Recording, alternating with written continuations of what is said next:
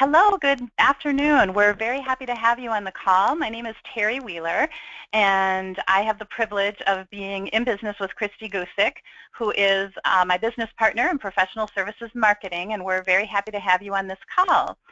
You have the pleasure of hearing from Christy today, and her topic is one that she knows like the back of her hand, and that is everyone can market. There are a lot of people who don't feel like they can, but Christy's here to give you some proactive ways that you can do just that. So I'd like to just briefly introduce your presenter. Christy Gusick has worked as my business partner for over 3 years. She's fabulous. She is on the board. She's active. She practices what she preaches. And she's on the board of the Minnesota Financial Planning Association and also on their PR committee. Christy can easily be described as an entrepreneur across the board. It just so happens that her background is in financial services, and she owned and sold a very successful financial services firm. Christy is absolutely skilled at business development and helping our clients learn how to turn their contacts into clients. She has a bachelor's degree in human development with a focus on counseling. And as I mentioned, Christy is my business partner. So without further ado, it is my pleasure to turn the stage over to Christy Gusick. Thank you, Terry, and I'm excited to be here today and to be talking with you about this particular topic.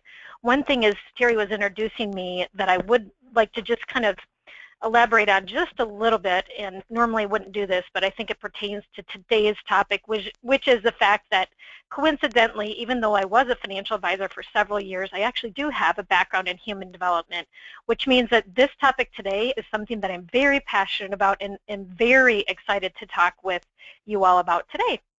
So I'm going to just quickly go over what we're going to cover today. So first of all, we're going to spend just a few minutes talking about the background on why this topic is something that we are so passionate about here at PSM and why we want to share some information about it with you today. Then I want to just share some ideas. Actually, it's going to be some research around how professional services firms grow. And the reason why that's important for today's topic, everyone can market, is because it's really essential for you, if you're on this call, to understand that there's many different ways that you can contribute to your firm's growth. And after that, we will go into some of those different ways. We'll talk about your personal strengths and how to identify your strengths and how to think about how you can contribute to the bottom line of firm growth. And lastly, we're going to have some very particular ways that you can follow up from today's webinar and actually take action if you would like to and learn a little bit more about yourself and how to maximize your individual personal marketing strengths. So before we jump in, a couple housekeeping notes. You will see, and I put an example here, there's a bar at the side of your screen that is your control panel for the webinar. And on the left-hand side there, you'll see a graphic that points to an area on your bar where you can actually download the handouts from today. And actually, it's not a handout, it's singular, handout. So that gives you an opportunity to download right off your screen today's presentation in a PDF format. So if you want to do that now, you can print it out and follow along, or you can also do that later if you so choose. Secondly, on the right, I just wanted to point out that you have the option of submitting questions at any time throughout today's presentation. Everyone on the call is muted, but Terry and I work together on these webinars, and so Terry will be managing your questions and either answering your questions live as you ask them, or she'll hold them at the end, to the end of the presentation, where we often spend 5 to 10 minutes answering people's questions before we sign off. Lastly, we always do include a evaluation, which is an opportunity for you to give us feedback. And today's, we're going to give you a chance to give us ideas for topics you'd like us to speak on in 2016. We're also going to give you a chance to sign up for a personal coaching session after today's webinar if that's something you think you want to do. Okay, let's dive in. So first of all, Terry and I just want to start off by saying we do believe that everyone can and should be able to market themselves and their services. Now, we believe this on a personal level, meaning we do believe that, if you're ever in between careers or jobs or what have you, we know that we're all often, put in an awkward position of needing to market ourselves to go get a new job. But even further, and something that we deal with on a day-to-day basis, which is helping everybody at the firm contribute to the bottom line growth of the firm. I know some of you on the call may be thinking, oh my gosh, Christy, you're crazy. I don't know how to market. I don't know what to say. I don't have any strengths. I don't have any ability to do that, nor do I want to. Well, let's talk about that a little bit. Terry and I at Professional Services Marketing, there we go. We build strategic marketing plans for our clients and help implement those plans. And we base those plans on what we call the 4 pillars of marketing. And the reason why I'm bringing that up right now in today's presentation is because I just want you to look at this and look at all the different ways and all the different areas that are involved in marketing a firm. There's lots of things. And this actually, believe it or not, is all we could fit on the screen in terms of what goes under our 4 pillars of marketing. There's so much more that goes into a strategic integrated marketing plan, and it's just the options are unending essentially. And all of you on the call and all of you out there at various different firms have the ability to contribute in one way or another to a strategic marketing plan. So I just want you to remember this. We're going to come back to this slide towards the end, but just give you a taste of what some of the options are. And then I think it would be helpful at this point in time just to share with you a little bit more about why I'm so passionate about using or figuring out your strengths and how to market. And really, it comes from the fact that I did a lot wrong in my career. And I was in a position that I was absolutely not a good fit for, and I was very unhappy. And a large part of it was because I never knew my personal strengths, and I didn't know how to use them. So when I originally moved out to Minnesota back in 1994, following a boy, I needed a job. That boy now is my husband.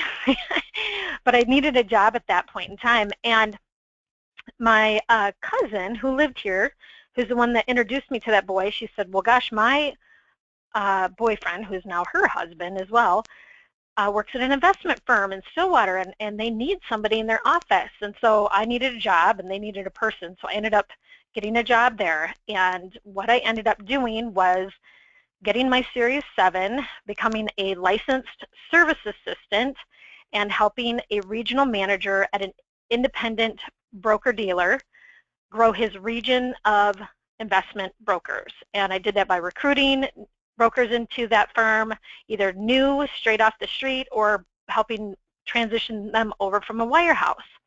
I also helped my boss, if you will, manage his book of clients. And while I really enjoyed the client service side of that job, there were several things about it that I did not like. However, I liked the people, and I liked the business side of it, so I continued to grow and expand in financial services, eventually building my own practice along with my husband. And we did that for 7 years.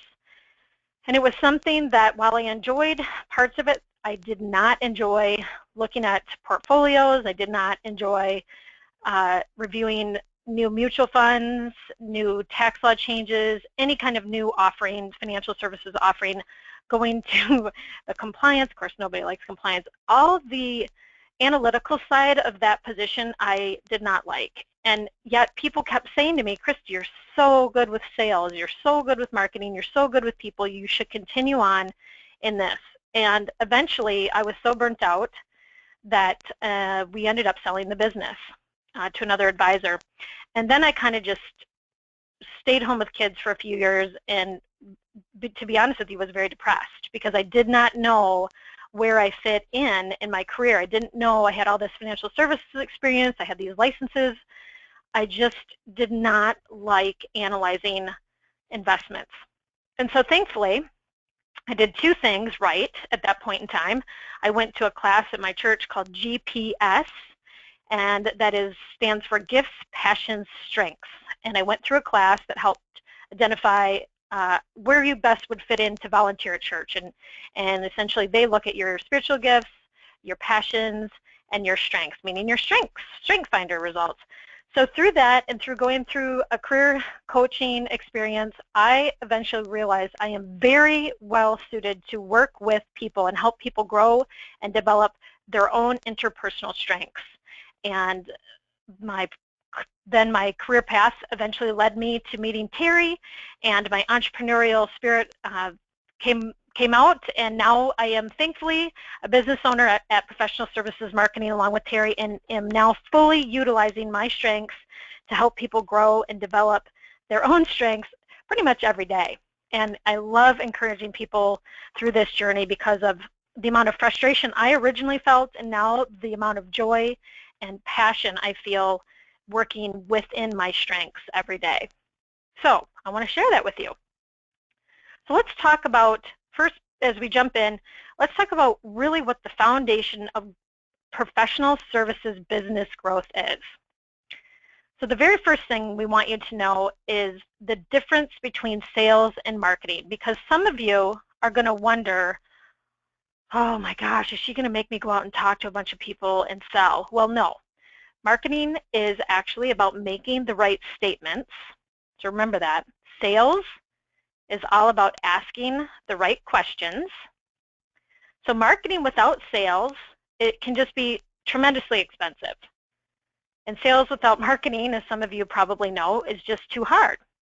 So some examples of what is marketing and what is sales. So marketing, just generally speaking, this is not everything that goes into marketing or everything that goes into sales, but marketing, again, is the statements that are made about you or your firm. So it's the messages that are on your website, it's your brand image that's out there about you, it's your reputation, it's your contacts. Whereas sales is you going into a meeting with a networking contact or a prospect asking questions. It's just all the leads that are coming into the firm. It's the proposals, and it's the closing process. So just to clarify that right off the bat. Now, where does your new business come from as a professional service firm? Well, 80%, statistically, this is based on our own research that Terry and I have done, as well as research that other professional services marketing firms have done. 80% of new business comes from referrals. And the reason why I want you to know that is because we're going to break that down a little bit further so that you can understand that there's lots of different ways that all of you on this call today can actually help bring in referrals. So let's break that down. There's 3 types of referrals. There's experience referrals, reputation referrals, and expertise referrals. So the first one we're going to talk about is actually expertise. So out of that 80% of new business in your firm that comes from referrals, 48.1% come to you because they see you or your firm as an expert. So that means people at your firm are seen as experts or thought leaders at your firm. 30% of those people have seen you speak or seen somebody at your firm speak and think, oh my gosh, in my area that I need help, that person's an expert because I just saw them speak. Or maybe they've read a blog article or a book that you've written. But really what it boils down to is thought leadership. So in this area, which is the biggest way that professional services firms get referrals, it's based on thought leadership. So thought leadership, again, can be speaking or writing. That doesn't mean that you have to be willing or comfortable with being a public speaker. That means you need to be a thought leader. And I'm just going to give you an example of this really quick of an associate at a law firm that I work with. And this associate really is very much so an introvert. And he is very uncomfortable meeting with people, networking. He's very uncomfortable with public speaking, but he is a technical expert. He's extremely bright. He's younger, but he's super bright. So what we've done, just to give you a quick example, with him is to actually make him the technical expert in the client service side of things, but he also is writing blogs. And what we've done is just assist him in developing the topics that we want him to write on, and he is writing unbelievable blogs for that firm's social media efforts. Okay, the next type of referral, oops, hang on, I need to show you this in a pie chart because I thought some of you might like to see that in picture format. So just real quickly, again, 30% have heard you speak, 20% blog, 17% have seen your thought leadership on social media, and 15% have read a book if you've written a book or an ebook, and so on. Okay, so reputation-based referrals. This is those of you that actually like to network. And I'm guessing, we're not going to spend a lot of time on this, because I think the people that really like to get out there and network may not be on this call. Because those people often don't have any problems marketing.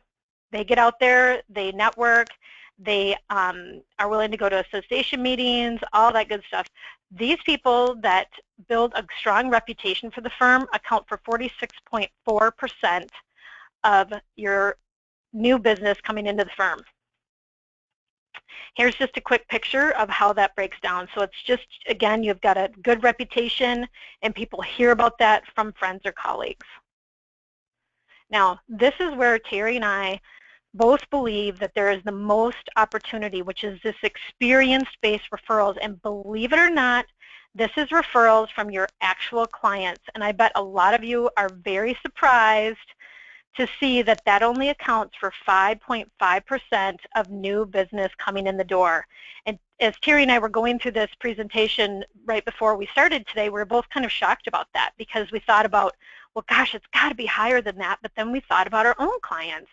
And we know our clients are happy with the work that we do, but at the same time, the big reason why we're probably not getting more referrals from our clients is because we don't ask them. And that's actually what this research showed, which is 70% of your clients are willing to refer you, but are not asked.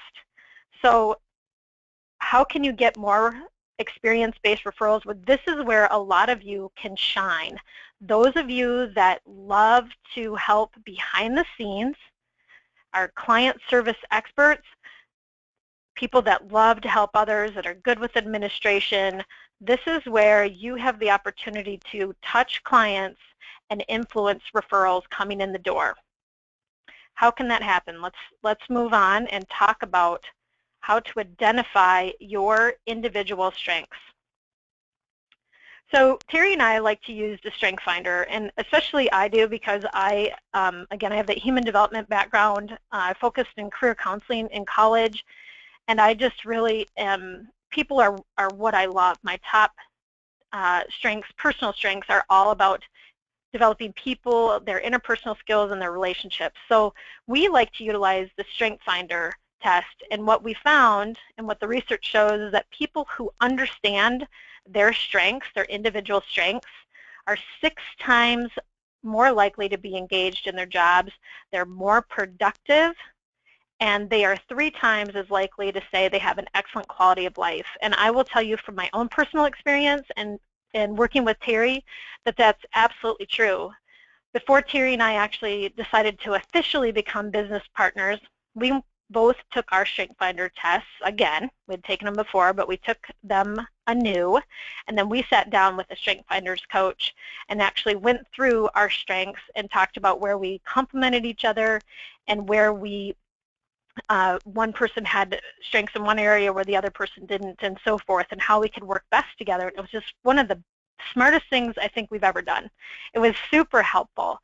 So on the next slide, I just wanted to put a quick link here to how you could find out your strengths, because I think it's extremely essential if you're wondering how you can maximize your own growth, your own personal business growth, your firm's growth, is first you have to identify your strengths. So I put a link there. You can actually take the test. It takes about 35 minutes. You'll get your top 5 strengths out of 34 strengths. And essentially what they are is the Strength Finder has done background study on people and their individual strengths for over 10 years and created this test to help you figure out what your personal strengths are. Now, oh, go ahead there. So the Strength Finder really is a way for you to identify things that you probably already know about yourself, their natural talents, their natural talents that you have that once identified, you can actually spend time on that will become strengths. So just because you take this test and you get these results doesn't necessarily mean that you're going to have this clear picture of what you should do with your life, either hopefully building your firm's growth or your practice growth. But some of you are on this call like, oh my gosh, I think I need to change jobs, or you're just in this big, uncomfortable place with your current role and thinking maybe you need a different career. Regardless, I want you to consider becoming a student of yourself first before you make any changes or any big decisions. When you take this test, it's going to give you the results of things that are going to show you, or these results are going to show you where your natural talents lie. Now, they don't technically or realistically become strengths until you actually spend some time investing in yourself and developing these skills. And what I mean by that is actually some of my top strengths, like one of my top strengths is communication. Now, I always knew that I had the gift for gab, but I never saw myself as a public speaker of any way, shape, or form. I saw this communications talent or strength come up in my test, and I really didn't know what to do with that until I understood that I had to actually put some investment or some time into developing that into a real skill or strength. So what I did is I started, learning how to better organize my thoughts, to think before I spoke, number one, in meetings. Number two, I organized my presentations. I did outlines first. I put, some time and thought into really organizing what I wanted to cover and how I was going to cover that. And when I did that, I then started to just flourish in the area of communication. So I want you to think about that. If you take the Strength Finder test, or if you've already taken it, I want to question you or challenge you into doing some research around those individual results that you get. There's a YouTube channel on Strength Finder where they actually do like a 45-minute video on each strength. So when you get your results, if you have any questions on this, you can watch those videos, and at the end here you're going to have a chance to schedule a time to talk with me if you'd like further. Okay, so the strengths, there's 34 strengths, but the areas that we're going to focus on for the remainder of today are the 4 leadership domains. What that means is those strengths out of 34 are all broken down into 4 areas that they fall under, and these are leadership areas. So what I want you to think about, even if you haven't taken your Strength Finder test, is where in these 4 areas of leadership do you tend to resonate? Are you a person that loves to execute things? You love to get things done. Like when you wake up in the morning, you're like, oh my gosh, I have this huge list of things. I can't wait to get it done. Are you somebody that's the most happy when you feel like you've made an impact on somebody else because you've influenced them in a certain direction? So you wake up and at the end, or let's say at the end of the day, you're just like, wow, I'm so glad I was able to help that person because I was able to share with them this resource and help them see this new opportunity that they could take advantage of. So that's an influencing strength. Relationship building, you're somebody that just loves to help other people.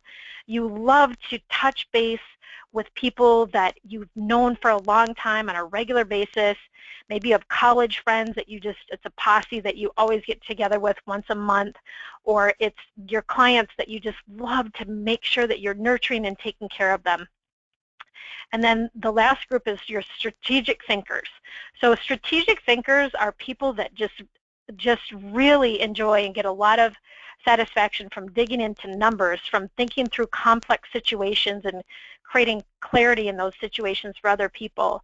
You love to solve problems. You love to bring resolution to very challenging or chaotic situations. So think about which of those areas you resonate with most. again, executing are people that love to make things happen. They love to implement a solution. They love to catch an idea. Maybe somebody else has created the idea, but they love to actually make it a reality. And these people are generally, I would say, the glue that holds especially the administrative side of the firm together. So I often see people in this area, firm administrators. I would even say legal secretaries, paralegals, anybody at this, associates, financial analysts, paraprofessionals, anybody that really just, can be seen as a person that just is extremely trustworthy and gets it done. Now, this area, I believe, if this is an area that resonates with you, your biggest opportunity is in that area of client referrals, or keeping clients happy and making sure that these clients think about the firm positively and have a positive experience. It may not be your role to ask for those client referrals or new introductions, but your role is to provide the foundation for those new introductions to be positive experiences. So you have a very essential role, and probably one of the biggest roles in new referrals in the door, I think, at the firm that can be expanded in terms of firm growth. Okay, so the next area of leadership is influencing. Now, these are people that generally are seen as the rainmakers at the firm, and these are people that everybody looks up to as, oh, they're always out there networking and that kind of thing. They are definitely essential, but they're also traditionally seen as the sales producer, new business producers at the firm. They love to speak, they love to lead, all those types of traditional rainmaking activities. So again, these are people that are networking and nurturing new relations naturally. So I'm a person with this strength. I have the strength of woo, and yes, I do enjoy making new connections. I do love meeting new people and bringing in new business, but I could not continue to grow the firm without the people that love to execute behind me. It would never work. Okay, so relationship building. These are the people that have been working at the firm with client interaction probably the longest. So the people that really build those long and deep client relationships. They may not have a large group of contacts, but they have a very solid group of contacts that really trust them. So if you are somebody that maybe is not comfortable yet going out and doing a lot of networking, one thing that Terry and I would tell you, especially if you are comfortable with people that you already know, is one of the very first things we like to do is have you, if we're working with you, we have you all list your current contacts. And so if you resonate with your current contacts, you're comfortable with your current clients, your current networking contacts, we want to encourage you in that. And we actually would tell you to develop a system to revisit those contacts on a more consistent basis. We always say quality over quantity. And this is an opportunity if you are unsure of how you can help with firm growth. We would say, you know what, slow down the train here. Just focus on who you already know and set up a system to talk with them on a regular basis.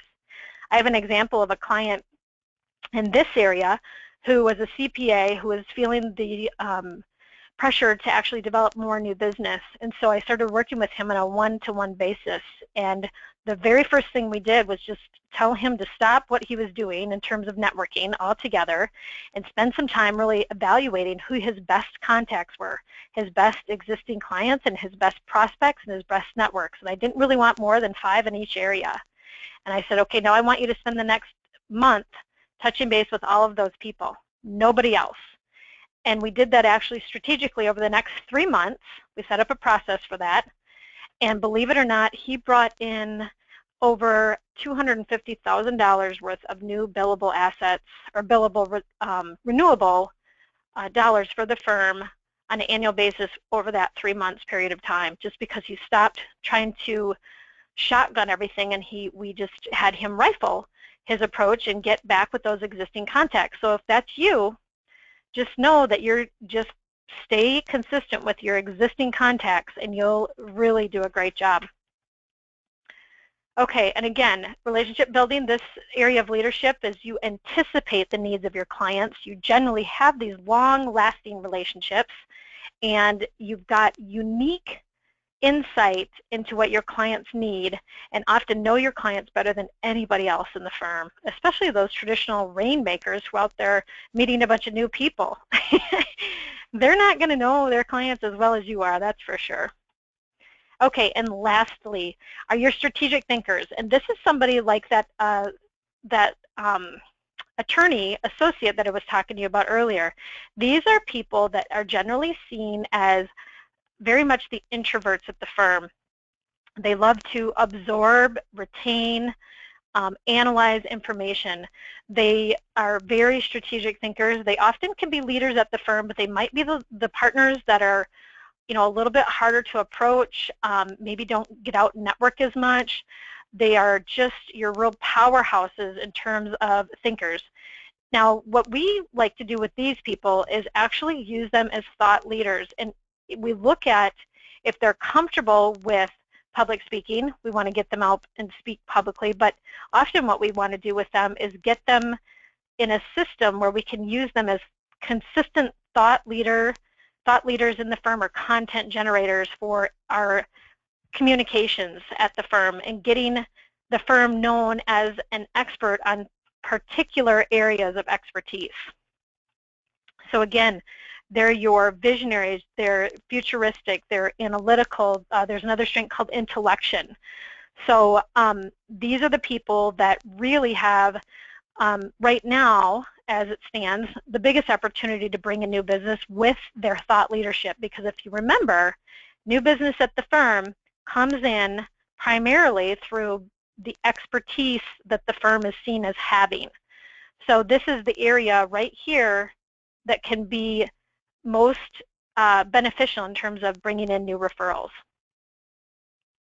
Okay, so just want to spend a little bit of time here on a few more real-life examples and talk with you through a few people that I'm currently working with or have worked with in the past, and some of the things that we've uncovered about these individuals that have made it really fun for them to go out and network. So each one of these people, I'm going to talk to you just about 2 or 3 here, have come to us as people that were struggling with their marketing efforts and wanted some help figuring out how they can market. So the first person I'm going to talk with you about is an IP attorney that we were working with about 3 years ago, 2.5 years ago, I think. And when I first met her, I thought she was definitely very introverted. I did not think she was, real excited about the idea of marketing. One of her associates was actually suggested that she do some personal marketing coaching, and she took him up on it, although I can't tell you at the time. She was probably thinking it would go anywhere. But we developed a relationship, and I started really just spending time with her at first, uncovering, if you will, that GPS, her gifts, passions, and talents, and just tried to talk with her a little bit about what she really enjoyed about being an IP attorney, some of the things she enjoyed in the past doing, and kind of where she wanted to take her career. And what I uncovered is, and after taking her Strength Finder, I learned that she definitely excels in that relationship area. She loved client service. She had some real strong executing skills. So when her clients needed something, she was on it. She responded quickly, and she did a really thorough job in whatever requests they had, and she really anticipated the needs of her existing clients. She also told me that in her past life in high school, she enjoyed being on the drama team. So after hearing all these things, we set a course of action for her to really develop strong client relationships with her top 5 clients and just go long and deep with those client relationships. We also identified 1 to 2 very targeted niche speaking opportunities at associations where she could speak to target audiences about her area of thought expertise. So over about a year, 1.5 years time, she actually cross-sold her existing clients.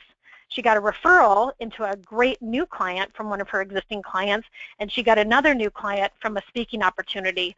So we took this person who probably would have been the last person you would ever thought would be a rainmaking machine and brought in significant new business just by maximizing her existing strengths and her existing opportunities.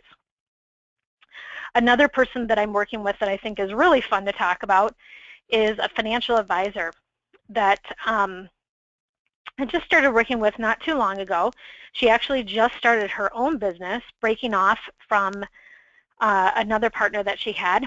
And really, she was kind of taking on that other partner's brand, if you will, before. And when she started her own business, she's like, who am I and what is my brand? And again, we had her take the Strength Finder. We really looked at who she is as a person. Her personal traits are very warm. She's very hospitable. She's somebody that likes to wear bright colors, and she's also somebody that likes to knit.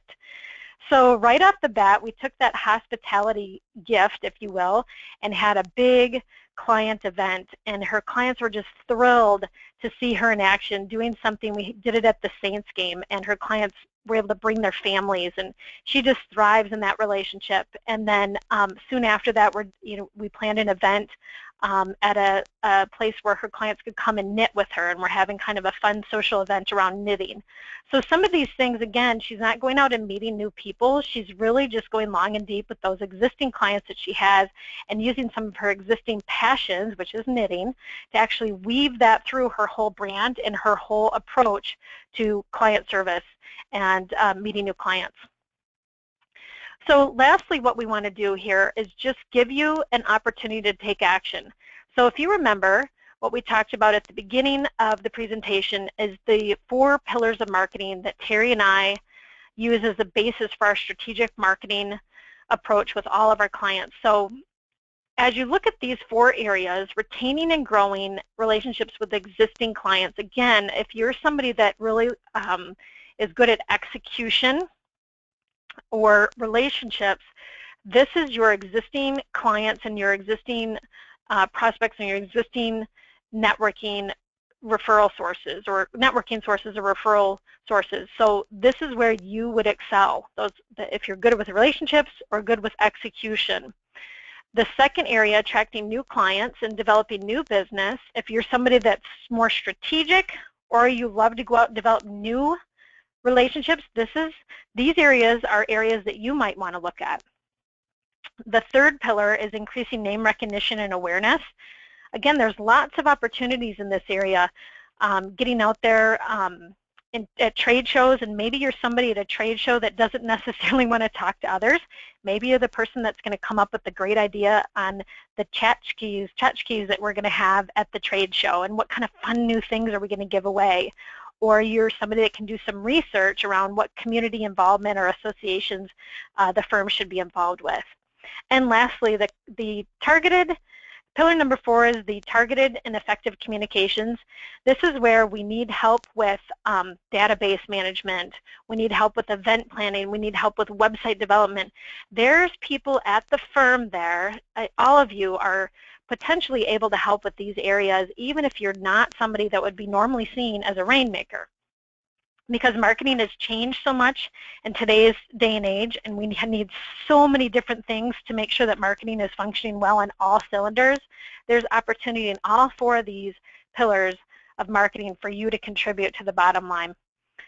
And then lastly here, again, I just wanted to offer the opportunity, if any of you want to take this to the next step and think that you'd like to learn a little bit more about your own personal strengths, your own niche, your own experiences, your own passions, I've made available a one-time personal marketing coaching session for those of you that want to take advantage of it. There's no long-term commitment.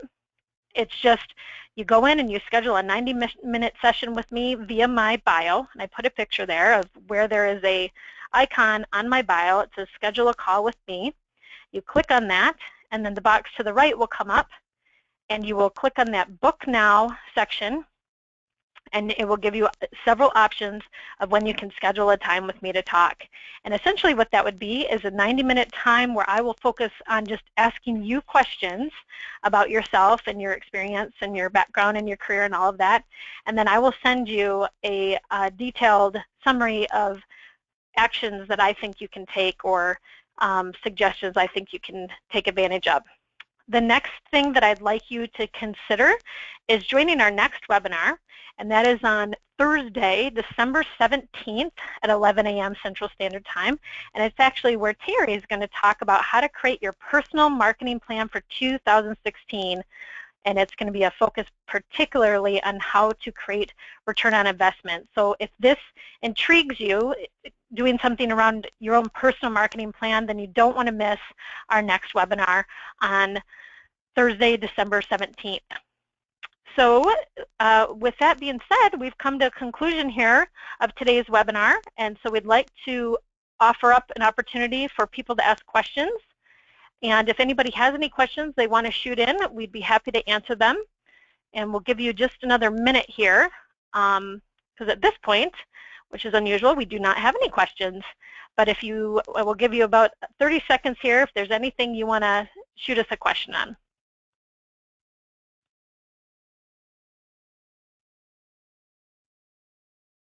All right, well, I think we'll just, with that, we'll go ahead and close out the webinar. Just to remind you that we do have an opportunity for you to complete an evaluation when we close the webinar. And we'd love to have your feedback on today's webinar and any topics that you think we should cover in 2016. Thank you for attending, and we look forward to seeing you back on here on December 17th.